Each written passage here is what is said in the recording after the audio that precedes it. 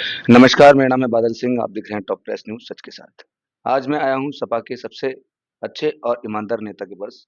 जानते हैं कल परसों चुनाव हुए थे बिहार में, वहाँ से जो इंडिया गठबंधन है, वहाँ से वो पूरा तरह से साफ कर दिया गया है। तो यहाँ के जो सपा के जो नेता हैं, जान लेते हैं 2027 के अंदर जो चुनाव आने वाले हैं, उसके अंदर क्या प्री प्लानिंग कर रहे हैं?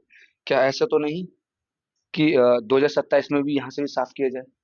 जानते हैं प्री प्लानिंग क्या है? चलिए, नमस्कार सर। क्या नाम है सर नमस्कार आपका? पत्रकार महोदय, कुलदीप भाटी नाम में प्रदेश सचिव युवजन सभा से हूँ, समाजवादी पार्टी से।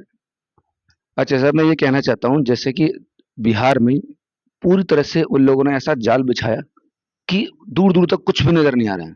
ऐसा लग रहा है कि सब कुछ उनके हाथ में है। क्या अब ये 2027 में प्लान आ रहा है, मतलब इलेक्शन आ रहे हैं, क्या लगता है कि इसके लिए आप प्री प्लानिंग करेंगे या वैसे ही जैसे चल रहा है पूजा ऐसे ही हो सकता है? क्या कहना चाहेंगे इसके बारे में? पत्रकार महोदय, वो बिहार और ये उत्तर प्रदेश।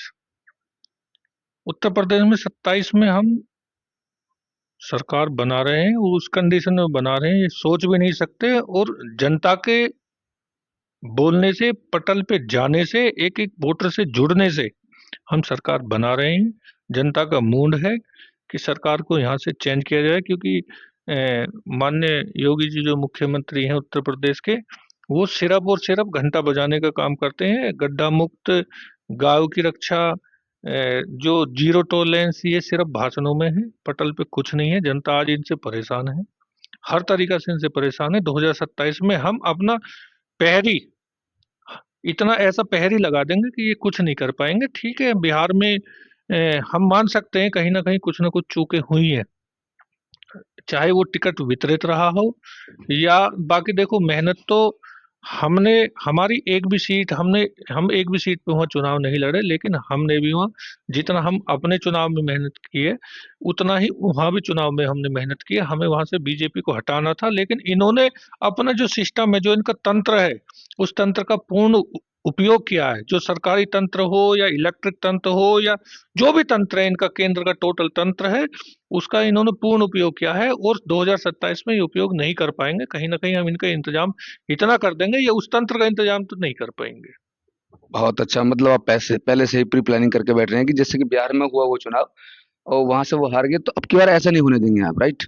और मैं ये कहना चाहता हूँ, यदि आप जानते हैं सबसे ज्यादा वोटें मिलती हैं धर्म के नाम पे, राइट?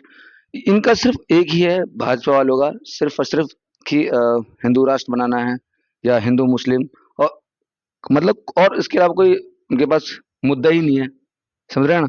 तो आपके पास हिंदू मुसलमान को लेकर के अब या फिर या काम को लेकर के क्या बोलना चाहेंगे आप? और वो उन्होंने झंडा उठा रखा है हिंदू राष्ट्र बनाने का। वो शायद 170 किलोमीटर चले हैं और बाबा की भौं बोल गई है। अब एक पर्ची वहां भी निकाल देते बाबा। अभी जो, अब मैं और तो खैर कहूँ क्या, ये धमाका दिल्ली में हुआ है, चुनाव से एक दिन पहले हुआ, बाबा पे एक पर्ची वहां की भी निकलवा लेते, वो भी तो हिंदू राष्ट्र बनाने के लिए चल रहे। यहाँ हिंदू मुस्लिम को, अगर हिंदू मुस्लिम शब्द, ये जिसका ये उपयोग कर रहे हैं, एक मुस्लिम और पाकिस्तान, दो शब्द, अगर इनके जो भी भाषण जो ये बोलते हैं, दो शब्द हटा दो, मैं दावे से कह रहा हूँ इन पे जवाब नहीं है बोलने के लिए, कोई शब्द नहीं है इन पे बोलने के लिए। विकास तो है नहीं इन पे। हिंदू मुस्लिम, हिंदू मुस्लिम, मुस्लिम और पाकिस्तान, दो चीज हटा दो। पाकिस्तान में ये हो रहा, पाकिस्तान में ये हो रहा, पाकिस्तान से हमारा क्या मतलब भाई? बम गिरो, वो भूखा मरो, वो पलटे, कुछ हो, प्यासा मरे, हमें क्या मतलब है? सिस्टम उन्होंने, माननीय योगी जी ने दिया था, तुम्हारा ये जो 24 का चुनाव था, इसमें दिया था कि माननीय नरेंद्र मोदी जी तीसरी बार जिस टाइम प्रधानमंत्री बनेंगे, 3 महीने में पाक ऑफ कश्मीर आपके कब्जे में होगा। ये आपने भाषण सुना ना सुना तो गूगल सर्च मार लेना। आज कितने दिन हो गए उन्हें, कहाँ है वो? उसका जिक्र भी नहीं करते हैं। देश सुरक्षित हाथों में है। आप समझ सकते हो देश सुरक्षित हाथों में? चलो, आप बिहार गए थे, कोई कह सकता था कि मतलब महागठबंधन की इतनी सीटें आएंगी? बिल्कुल नहीं कर है सकते। कोई इनके लिए बोल सकता था? इनको खुद भी नहीं पता था, जो बीजेपी के नेता हैं, इन, लेकिन सरकारी तंत्र को इनको जो पता था, जो ये ऊपर वाले हैं ना, माननीय अमित शाह जी पहले ही बोल के आए थे, इनको पता था इतनी सीटें हमारी है और इलाज इनको नीतीश जी का भी करना है। उसी कंडीशन में तो उन्होंने किया। नीतीश जी जो कल गठबंधन हटा ली, ये जब भी सरकार बना लेंगे, वो इन्होंने सिस्टम बैठा रखा। उसी हिसाब से तो एक एक वोट, एक एक सीट का इन्होंने इंतजाम किया है। 50-50 वोटों से इन्होंने जो जो जीत भी गए थे, 50-50 से उनको हरा दिया है। मतलब थोड़ी है देश सुरक्षित हाथों में, सुरक्षित हाथों में। यहाँ देश में बम फटा है, तुम जन्मदिन मनाने जा रहे हो भैया। अरे मतलब क्या है, मेरे घर में मुझे कहीं जन्मदिन मनाने के लिए जाना हो, मेरे घर में कोई भी ट्रेजेडी हो जाए, क्या मैं जाऊंगा? नहीं है ना पॉसिबल। ये कह रहे मैं बहुत दुखी मन से आया हूँ, भाई तुम गए क्यों? अरे ये तो देखते हैं यहाँ क्या हुआ है। यहाँ हुआ क्या है, वो कैसे भी हुआ, ठीक है, हम नहीं बोलते उसे। बाकी जनता सब समझ रही है क्या सिस्टम है। हम नहीं बोलते। देश सुरक्षित हाथों में कहाँ से, देश सुरक्षित हाथों में कहाँ से आया, ये क्या हुआ? ये सिर्फ और सिर्फ ये लाशों पे राजनीति करते हैं। आज तक इन्होंने पुलवामा का कुछ नहीं बताया है। आज तक पुलवामा का कोई जवाब नहीं दिया। और जो वहाँ हमारे जवान शहीद हुए थे, उनके परिवार को आप देख लो क्या सुविधा मिली है। वो दर दर की ठोकरें खा रहे हैं, उन्हें कोई सुविधा नहीं मिली है।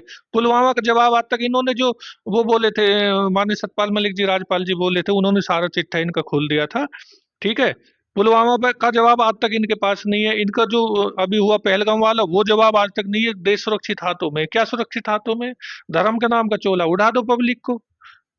फिर भी जनता को समझ में नहीं आता।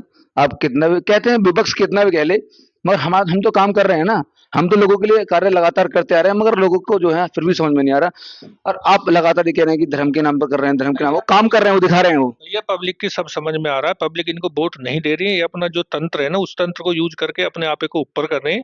पब्लिक इनसे नाराज है, पब्लिक इनसे दूर है। क्या बात कर रहे हो आप? धर्म के नाम पे चोला उड़ा रखा है कि इनके लिए कोई। आप वीप के, आप गूगल सर्च मार लीजिए, वीप के जितने कट्टर हिंदुवादी नेता है, सबकी रिश्तेदारी है मुस्लिमों में। इनके लिए क्यों लागू नहीं होता? ओम बिरला जी ने अपनी बेटी की शादी भी की मुस्लिमों की, उनके लिए क्यों लागू नहीं होता? वो बाबा बागेश्वर निकाल दिया झंडा लेके। उसकी खुद सिस्टर जो मुसलमान के से शादी कर रखी है, मुसलमान के हैं, उस पे क्यों लागू नहीं होता? ये हम पे और तुम पे लागू होता है। ये जनता पे लागू होता है, तुम पे लागू क्यों नहीं होता ये? सत्ताधारी हैं इसलिए। अरे सत्ताधारी है तुम, मतलब तुम्हारी रिश्तेदारी मुस्लिमों में। और मैं तो ये कहूँ, इनको मरवाओ या कटवाओ, तुम्हें पता चले। भाई एक साइड में करो इन्हें। तुम बोलो मत ना। तो मैं दावे से कह रहा हूँ पत्रकार महोदय, हिंदू मुस्लिम शब्द हटा दो इनके। इनके भाषणों से मुस्लिम शब्द हटा दो, मुस्लिम का नाम हटा दो और पाकिस्तान का नाम हटा दो। अगर ये कोई भी तुम, आज तक तुम मुझे एक चीज बता दो, किसी भी डिबेट में माननीय नरेंद्र मोदी जी को मेरे सामने बैठा दो। मैं बहुत बड़ी बात कह रहा हूँ। उन्हें बैठा दो और ये शब्द हटा दो और मुझे मेरी बात का जवाब दे दे। और पत्रकारों जो मेरे जो जितने भी वो हैं, तुम्हारे प्रवक्ता, उनको छोड़िए। मैं तो एक छोटा कार्यकर्ता हूँ, मेरे सामने बैठा दो माननीय नरेंद्र मोदी जी को, अमित शाह जी को बैठा दो, मुस्लिम शब्द हटा दो इनके और बैठा दो। मैं पूछूंगा ना क्या विकास किया है इन्होंने। हम बात करेंगे इनसे, क्या सुरक्षित हाथों में, देश कितना सुरक्षित हाथों में, हम बताएंगे ना। हम पूछेंगे कहाँ से आ रहे हैं आतंकवादी, कहाँ से पुलवामा हुआ है, कहाँ से हुआ है ये सारा जो पुलवामा पहले कराया तुमने, अनंतनाग अब कराया, कहाँ से हुआ है ये? सबकी पोल खोल देंगे आप। मैं पोल नहीं खोलूंगा, मैं इनसे जवाब पूछूंगा सुरक्षित हाथों में क्या है तुम्हारे में, तुमने करा क्या है, उसका जवाब दीजिए हमें आज तक। कहाँ से आया वो 300 किलो आरडीएक्स? कहाँ से आया? दिल्ली में धमाका हुआ, कहाँ से आया ये? बताओ इसको, क्या सुरक्षित हाथों में? पहले क्या होता था, जो पहले के जो नेता थे, जो अब से पहले नेता थे, वो क्या होता था, अगर ये देखो, मुस्लिम 2014 के बाद मुस्लिम मुस्लिम हुआ और हिंदू हिंदू हुआ है। समझदार आज भी भाई भाई है। भारत की आजादी में जितना योगदान हिंदू का रहा, उतना ही मुस्लिम का रहा। वीर अब्दुल हमीद जैसे जो यहाँ सैनिक हुए, लड़ाकू हुए, मुस्लिम जो अब्दुल कलाम जी भी मुस्लिम है, हामिद अंसारी भी मुस्लिम थे। कितने मुस्लिम नेता थे इस 2014 से पहले। जो तुम्हारे वो सरदार थे, प्रधानमंत्री, राष्ट्रपति अब्दुल कलाम थे, उपराष्ट्रपति हामिद अंसारी थे। गैर हिंदू 30% नेता थे। जब तो हमें किसी ने नहीं खाया भाई, हम हिंदू हैं। जब नहीं खाया, जब मुस्लिमों से हमें खतरा नहीं। आज टोटल नीचे से, आप एक नीचे से प्रधान से और ऊपर तक लगाओगे ना, प्रधानमंत्री तक, आज सारे हिंदू हैं। आज ये मुस्लिम हम पे हावी है भाई। कैसे हावी? तुम क्या कर रहे हो भाई? कैसे हावी हो रही है? मुझे ये बताओ ना, आज क्यों हावी है ये? भाई उस टाइम नहीं खाए किसी ने भी, किसी मुस्लिम ना तो कोई हिंदू मारा। ठीक है, छुटपुट घटना चलती रहती है, वो तो कहीं भी होते, वो तो हिंदू हिंदू में होते हैं। अब ये जातियों से जातियों को लड़ा रहे हैं, धर्म से एक दूसरे, जो गुजर को जो लड़ा रहे हैं, ये जो ठाकुर से ठाकुर को लड़ा रहे हैं, जाट से जातियों में जातियां लड़ा रहे हैं। कहने का मतलब ये है कि कितना भी कोशिश कर लो, जीतना भाजपा को ही है। नहीं, नहीं, ऐसा इम्पॉसिबल है। देखो, रावण, सिस्टम तो उनके हाथ में ना सारा। जैसे बिहार में हो, ऐसा हो सकता है यहाँ भी हो जाए। तो क्या करेंगे फिर उसके बाद फिर आप? सिस्टम तो रावण के हाथ में भी था ना। लेकिन घमंड तो उसका भी नहीं रहा, घमंड टूटेगा।